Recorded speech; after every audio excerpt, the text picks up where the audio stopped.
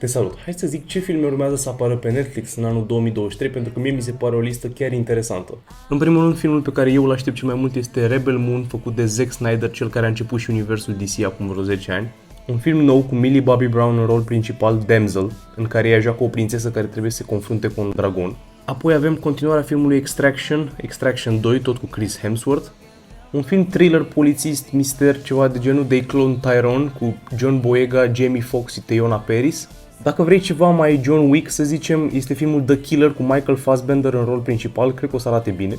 Jennifer Lopez joacă din nou într-un film și el se numește The Mother, este de acțiune.